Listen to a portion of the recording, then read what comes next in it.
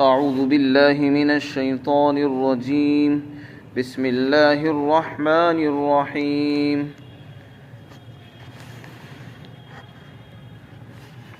إنه كان فريق من عبادي يقولون ربنا آمنا فاغفر لنا وارحمنا وأنت خير الراحمين فاتخذتموهم سخريا حتى أنسوكم ذكري وكنتم منهم تضحكون إني جزيتهم اليوم بما صبروا أنهم هم الفائزون قال كم لبثتم في الأرض عدد سنين قالوا لبثنا يوما أو بعض يوم فاسأل العادين قال إن لبثتم إلا قليلا لو أنكم كنتم تعلمون أفحسبتم أنما خلقناكم عبثا وأنكم إلينا لا ترجعون فتعالى الله الملك الحق لا إله إلا هو رب العرش الكريم ومن يدع مع الله إلها آخر لا برهان له به فإنما حسابه عند ربه إنه لا يفلح الكافرون وقل رب اغفر وارحم وأنت خير الراحمين بلا شبہ میرے بندوں میں سے ایک جماعت تھی جو یہ کہا کرتے تھے، اے ہمارے پروردگار، ہم ایمان لائے اور آپ ہمیں بخش دیجئے اور ہم پر رحم فرمائیے، اور آپ رحم کرنے والوں میں سب سے بہتر رحم فرمانے والے ہیں۔ پھر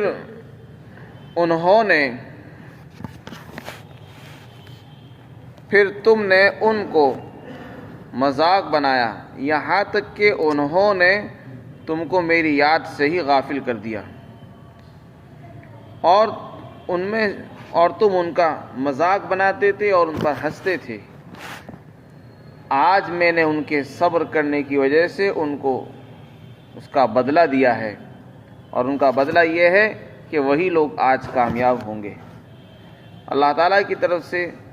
قیامت کے دن کافروں کو یہ بھی خطاب ہوگا۔ اللہ تعالیٰ ارشاد فرمائیں گے کہ تم زمین میں کتنے سال ٹھہرے؟ تو وہ جواب میں کہیں گے کہ ایک دن یا ایک دن سے بھی کچھ کم۔ اور آپ گننے والوں سے یعنی فرشتوں سے پوچھ لیجئے، اللہ تعالیٰ خود ارشاد فرمائیں گے کہ تم تھوڑی سی مدت ٹھہرے ہو،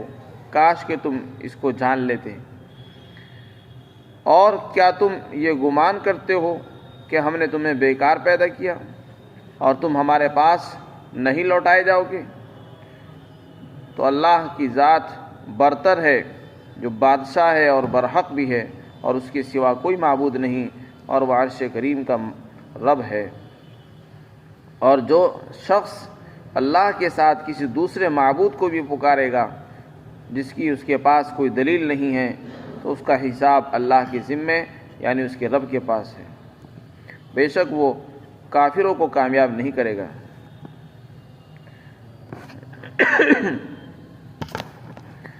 اور آپ یہ بھی دعا کیجئے، اے میرے رب،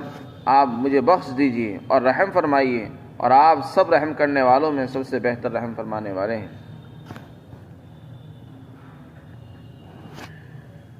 اس سے پہلی آیات میں کفار کا ذکر تھا، یعنی ان لوگوں کا بیان تھا جنہوں نے خدا کا انکار کیا، اور ان کے عذاب کا تذکرہ فرمایا کہ جہنم کی آگ ان کے چہرے کو جھلس رہی ہوگی، اور ان کے چہرے بگڑ جائیں گے، ان کی شکلیں مسخ ہو جائیں گی۔ پھر آگے ارشاد فرمایا، ان سے کہا جائے گا کہ تم جہنم میں ہی پڑے رہو اور مجھ سے بات بھی مت کرو۔ آج ان کا یہ حال کیوں ہوا،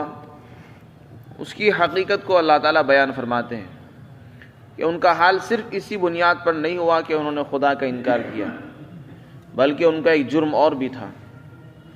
جو لوگ اللہ کا انکار کرتے ہیں یعنی کافر اور مشرک ہیں، ان کا صرف ایک ہی جرم نہیں ہوتا کہ وہ کفر کر رہے ہیں اور شرک کر رہے ہیں، یہ بے شک سب سے بڑا جرم تو یہی ہے، لیکن ان کے اندر اور بھی بہت سی خرابیاں اور جرائم اور کرائم ہوتے ہیں۔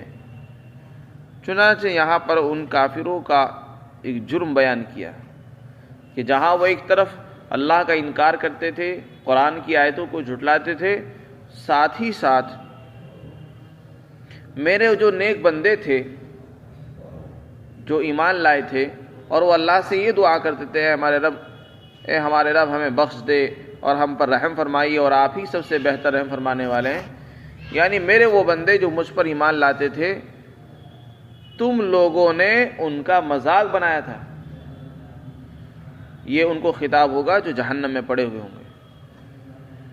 کہ تم نے ان کا مذاق بنایا اور ان کا ٹھٹا کیا، ان کے ساتھ مسخرہ کیا کرتے تھے، تمسخر کرتے تھے، اور تم مذاق میں ان پر ہنسنے میں اس حد تک گزر گئے، آگے بڑھ گئے تھے کہ انہوں نے تمہیں میری یاد سے بھی غافل کر دیا تھا۔ یعنی انہوں نے تو یاد غافل نہیں کیا، لیکن تم ان کے پیچھے ایسے پڑے کہ ان کے مذاق کرنے کی وجہ سے تم میری یاد کو ہی بھول گئے اور تم نے مجھے ہی بلا دیا، تمہارے پاس اتنی فرصت نہیں رہی کہ اپنے خدا کو یاد کر لیں۔ بس ہر وقت انہی کا مذاق، ہر وقت انہی کے اوپر ٹھٹے، انہی کے اوپر طنز کسنا اور ان پر ہنسنا، مذاق اڑانا، ان کو نیچا دکھانا اور اپنے آپ کو بڑا ظاہر کرنا، سارا مشغلہ تم نے اسی کو بنا لیا، ساری زندگی اسی میں گزار دی۔ یعنی یہ کہا گیا گویا کہ انہوں نے تم کو غافل کر دیا میری یاد سے، اور تمہارے پاس مجھے یاد کرنے کا بھی فرصت اور موقع نہیں رہا کہ مجھے یاد کر لیتے اور مجھے یاد کرتے اور اپنے رب کو پہچانتے۔ تو پھر کیا ہوا؟ تم نے جو کیا تم کو اس کا بدلہ مل گیا، اس کا انجام یہ جو آج تم جہنم میں پڑے ہو۔ تو جہنمیوں کی سزا کی وجوہات بیان کی، جہاں انہوں نے کفر کیا ساتھ ساتھ انہوں نے یہ بھی کیا تھا، مسلمانوں کا مذاق اڑاتے تھے۔ آج جو لوگ ایمان والوں کا اور اہل اسلام کا مذاق اڑا رہے ہیں، ان پر ہنستے ہیں، ان پر طنز کستے ہیں، یہ ان کا جواب ہے کہ آج وہ سب کچھ کر رہے ہیں، لیکن کل کو ان کے اعمال کی سزا مل جائے گی۔ لیکن جو ایمان والے ہیں اور وہ ان کی ہنسیوں کو، ان کے مذاق کو اور ان کے تمسخر کو برداشت کرتے ہیں، صبر سے کام لے رہے ہیں اور برداشت کرتے ہیں، کوئی جواب نہیں دے رہے، تو پھر اللہ تعالیٰ فرمائیں گے آج میں نے ان کو ان کے صبر کا بدلہ یہ دیا ہے کہ آج وہی کامیاب ہوں گے، تم کامیاب نہیں۔ آج یعنی قیامت کے دن کامیابی انہی کے حصے میں آئے گی، تمہارے حصے میں کامیابی نہیں، بلکہ تمہارے حصے میں ناکامی آ چکی ہے۔ تم جہنم میں ہمیشہ رہو گے اور وہاں سے کبھی نکلنا نصیب بھی نہیں ہوگا۔ تو یہ ان کے صبر کا بدلہ ہوگا اور یہ ان کے صبر پر ان کو اجر و انعام ملے گا، اور ان کے لیے اعلان ہو جائے گا کہ آج کی زندگی میں، آخرت میں یہی لوگ کامیاب ہیں جنہوں نے صبر کیا ہے، کفار کے طنز کو سہا ہے اور ان کے ظلم و ستم کا مقابلہ کر کے اس کو برداشت کیا ہے۔ پھر اس کے بعد ارشاد ہوگا، اسی سے معلوم ہوتا ہے کہ یہاں کی زندگی، دنیا کی زندگی میں جو کامیابی انسان کو ملتی ہے، یہ اصل کامیابی نہیں ہے۔ اصل کامیابی وہی ہے۔ دنیا میں انسان کوئی کامیاب نظر آتا ہے، کوئی ناکام نظر آتا ہے، لیکن یہ دھوکہ ہے۔ دنیا میں جو کامیاب نظر آئے سچ نہیں ہے، ضروری نہیں کہ وہ حقیقت میں بھی کامیابی ہو، بلکہ یہاں جو کچھ ہوتا ہے اکثر اس کا الٹا ہو جاتا ہے۔ یہاں جو ہمیں کامیاب دکھ رہے ہیں اور اچھی زندگی گزارتے ہوئے نظر آ رہے ہیں، عیش اور آرام میں دکھ رہے ہیں، معلوم نہیں ان کا انجام کیا ہوگا۔ کسی کے بارے میں کچھ نہیں کہا جا سکتا کون اچھے انجام والا ہے، کون برے انجام والا ہے۔ تو اصل کامیابی وہ ہے جو جہنم سے نکل کر جنت میں پہنچ جائے۔ فمن زحزح عن النار وادخل الجنۃ فقد فاز، جو جہنم سے بچا لیا گیا اور جنت میں اس کو پہنچا دیا گیا، بس وہ کامیاب ہو گیا۔ یہی اصل کامیابی ہے۔ دنیا کی کامیابی اصل نہیں ہے بلکہ وقتی ہے، وہ اس سے دھوکے میں نہیں آنا چاہیے۔ پھر آگے اللہ تعالیٰ کی طرف سے یہ بھی ارشاد ہوگا، ان کافروں سے یہ کہا جائے گا کہ اچھا یہ تو بتاؤ کہ تم کتنے دن ٹھہرے ہو، دنیا میں کتنا وقت گزار کر آئے ہو، کتنے سال گزارے تم نے، سالوں کے اعتبار سے بتاؤ کتنے سال رہے، 2 سال، 10 سال، 20 سال، 50 سال۔ تو اللہ تعالیٰ نے ان کی حالت کو، ان کی ہولناکی کو اور خوف کو بیان کیا اس دن کی ہولناکی اور دہشت ان پر، ان کے دلوں پر ایسی بیٹھی ہوئی ہوگی کافروں کے کہ ان کی عقل بھی کام نہیں کرے گی، ہوش اور حواس سب ان کے اڑ چکے ہوں گے، اور وہ حواس باختہ ہو کر یہ کہیں گے کہ ہمیں تو کچھ یاد نہیں ہے، بس اتنا اندازہ ہوتا ہے کہ ہم ایک دن دنیا میں رہیں، بس سال تو بہت دور کی بات ہے، ایک دن رہیں ہم، یہ ایک دن سے بھی کم رہے، ہمیں تو ایسا لگتا ہے، اور باقی صحیح بات ہمیں بھی پتہ نہیں ہے۔ آپ جو ہے فرشتوں سے پوچھ لیجیے، کیونکہ وہ گنتے تھے، انہیں معلوم ہے کہ ہمارا قیام کتنے دن رہا ہے، کتنے دن نہیں رہا، صحیح بات انہیں کو معلوم ہے۔ تو یہ ان کا جو جواب ہوگا، اس سے اندازہ ہوتا ہے کہ ان کی عقل کا کیا حال ہوگا۔ انہیں اتنا بھی معلوم نہیں ہوگا کہ ہم کتنے سال دنیا میں رہ کر آئے۔ وہاں کی سختیاں اس قدر خطرناک ہیں کہ ان کو دیکھتے ہی انسان دنیا کے سارے عیش اور آرام بھول جائے گا، دنیا کی زندگی کے سالوں کو بھول جائے گا، یہاں کے قیام کو بھول جائے گا، اور یہ کہے گا مجھے تو ایسا لگتا ہے کہ میں تھوڑی دیر دنیا میں رہ کر آیا ہوں، 1 گھنٹہ آدھا گھنٹہ بس۔ پھر آگے ارشاد ہوگا، اللہ تعالیٰ فرمائیں گے صحیح بات یہ کہ تم تھوڑی مدت ٹھہرے ہو، کیونکہ آخرت کے مقابلے میں جو دنیا کی زندگی ہے وہ تو بہت معمولی سی لگتی ہے، یعنی اگر آخرت سے اس کا تقابل کیا جائے، آخرت کی زندگی تو لامحدود ہے، اس کی کوئی حد ہی نہیں ہے، تو اس کے مقابلے میں تو دنیا بہت معمولی سی ہے۔ اور یہ فرمایا کہ یہ دنیا کی زندگی جو معمولی سی کہا جا رہا ہے، یہ آخرت کے مقابلے میں اگر تم اس حقیقت کو پہلے جان لیتے تو کیا اچھا ہوتا۔ اگر تم اس حقیقت کو جان لیتے کہ دنیا کی زندگی ہمیشہ ہمیش کی نہیں ہے، بلکہ یہ تو بہت تھوڑی سی زندگی ہے جس کو ہم سمجھ رہے ہیں 60 سال 70 سال، یہ بہت بڑی زندگی نہیں ہے، یہ بہت معمولی سی ہے، اس کو قرآن کہہ رہا ہے یہ تھوڑی سی ہے، اس کو زیادہ مت سمجھو۔ اگر تم اس حقیقت کو پہلے جان لیتے کہ یہ اصل نہیں ہے، اس کے بعد والی زندگی اصل ہے، اور یہاں رہ کر جو کچھ کریں گے اس کا بدلہ ہمیں وہاں ملے گا، اگر یہ حقیقت تمہیں پہلے معلوم ہو جاتی، تمہارے سینوں میں یہ حقیقت کھل جاتی، تو پھر آج ناکام نہ ہوتے، کاش کہ تمہیں پہلے سے معلوم ہو جاتا۔ پھر آگے اللہ تعالیٰ نے ایسے لوگوں کے متعلق فرمایا جو لوگ دنیا میں آ کر خدا کا انکار کرتے ہیں اور خدا کو بھول جاتے ہیں، اور یہ سمجھتے ہیں بس یہ دنیا تو اسی طرح ہزاروں سال سے چلی آ رہی ہے، لوگ آ رہے ہیں جا رہے ہیں، ایک تماشا ہے، کھیل گاہ ہے، جیسے ایک تماشا ہوتا ہے، لوگ آ رہے ہیں کھیل دیکھ کے جا رہے ہیں، کوئی تماشا دیکھ رہا ہے، کوئی جا رہا ہے، کوئی آ رہا ہے، کوئی جا رہا، یہ دنیا ایک تماشا گاہ ہے، یہاں لوگوں کے آنے کا سلسلہ ہزاروں سال سے جاری ہے، لوگ آتے ہیں اس کے بعد اپنی زندگی گزار کر چلے جاتے ہیں، اور وہ کہاں جاتے ہیں، بس وہ ختم ہو جاتے ہیں، ان کا کوئی حساب کتاب نہیں، وہ مٹی میں مل کر ختم ہو گئے، نہ کوئی حساب ہے، نہ کوئی جزا ہے، نہ کوئی انعام اور بدلہ ہے۔ تو بہت سے لوگ وہ ہیں جو خدا کا بھی انکار کرتے ہیں اور قیامت کا بھی انکار کرتے ہیں، اور یہ سمجھتے ہیں کہ مرنے کے بعد دوبارہ زندگی نہیں ہوگی، نہ آخرت ہوگی، نہ قیامت ہوگی، نہ جنت و جہنم میں جانا ہوگا، بس جو کچھ بھی ہے یہی ہے، جتنے مزے کرنے یہی کر لو، جتنا ظلم کرنا ہے کر لو، جس قدر کھل کر زندگی گزارنی ہے، عیش کرنی ہو خوب کرو، اس کے بعد زندگی ختم اور مزے بھی ختم، اور نہ کوئی سزا، نہ کوئی پوچھ، نہ کوئی حساب، نہ کتاب، کچھ نہیں ہو۔ تو بہت بڑی تعداد ایسے لوگوں کی ہے جو یہ خیال رکھتے ہیں، قرآن کریم نے اس کی تردید فرمائی کہ لوگوں کیا تمہارا خیال یہ ہے کہ ہم نے تمہیں بیکار پیدا کر دیا؟ یعنی اللہ نے ایک تو انسان کو پیدا کیا، اس کا کام یہ تھا کہ اپنے خالق کو پہچانتا، اور اپنے خالق کو پہچان کر یہ سوچتا کہ جس نے مجھے پیدا کیا اس کا آخر مقصد کیا ہے، اس نے مجھے دنیا میں کیوں بھیجا ہے۔ یہ انسان کی فطرت ہونی چاہیے، اور انسان کے دل میں یہ خیال اور سوال پیدا ہونا چاہیے ہر انسان کے کہ جس ذات نے مجھے بنایا، چھوٹے سے بڑا کر دیا، آخر اس کے بھیجنے کا مقصد تو کچھ ہوگا۔ یہ ایک عقل مند انسان کی سوچ ہوتی ہے، وہ سوچتا ہے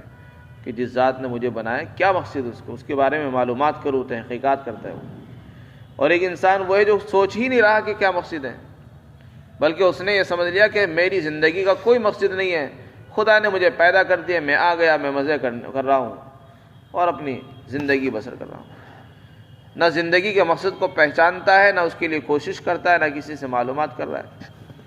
تو ایسے لوگوں کے متعلق فرمایا کیا تم نے اس کو بیکار سمجھ لیا؟ ہم نے ایک تماشا گاہ بنایا دنیا کو،